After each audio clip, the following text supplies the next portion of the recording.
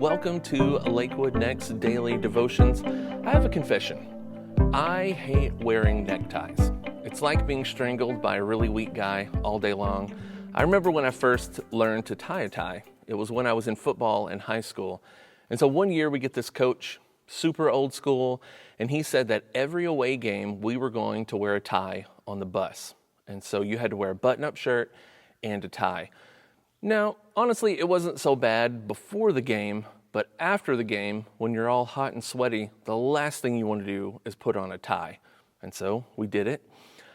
Why? Well, Coach said it made us look like a team. It also made us look like gentlemen. And then also, I forgot to mention, these ties were green, and so we looked like a bunch of leprechauns, which is kind of weird to me. But Coach said it unified us. It made us ambassadors of the same football team, because when we stepped off that bus in the green tie, we were representing Quinton Public Schools, and we wanted to represent it well. And so this is kind of what Jesus is saying to his disciples in our passage today. This is before he sends them out. In fact, this is the last thing he says to them before they're to go and do ministry.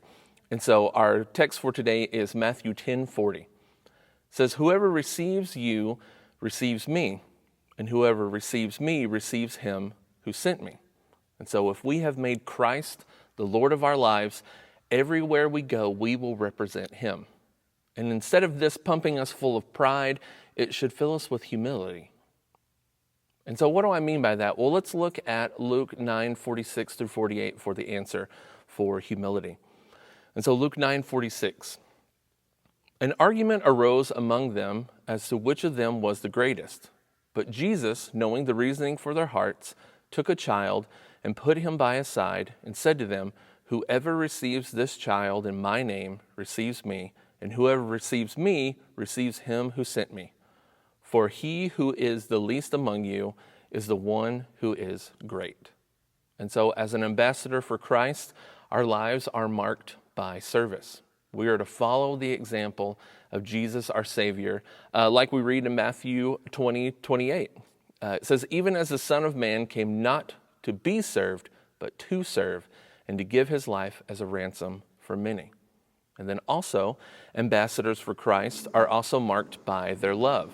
Jesus says this in John 13:34 through 35.